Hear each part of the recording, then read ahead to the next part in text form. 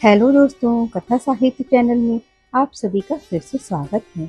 आज हम एक छोटी सी बच्चों के लिए एक कहानी लेकर हाजिर हुए हैं जिसका नाम है मूर्ख साधु और ठग। यह पंचतंत्र की एक कहानी है। तो आइए कहानी शुरू करते हैं।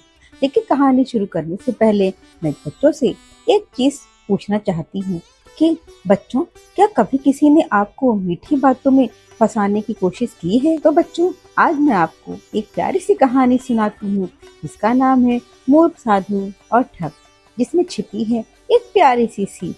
तो आइए बच्चों, कहानी शुरू करते हैं। एक बार की बात है, किसी गांव के एक मंदिर में देव शर्मा नाम का एक प्रतिष्ठित साधु रहा करता था। गांव में सभी लोग उनका बहुत सम्मान करते थे।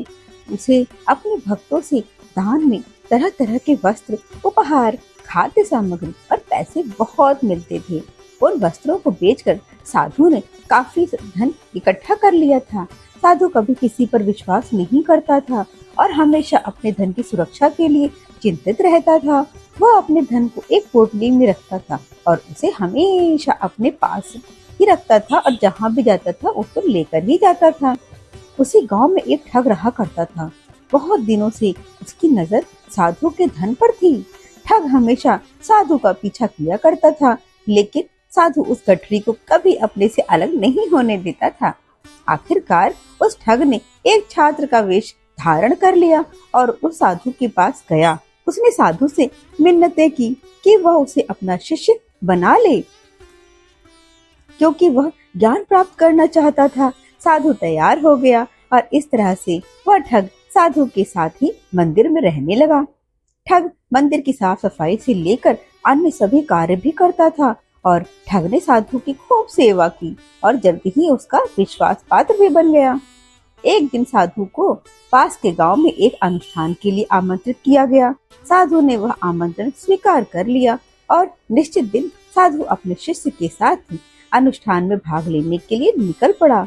रास्ते में एक नदी पड़ी और साधु ने सोचा कि चलो मैं इसमें स्नान कर लेता हूँ।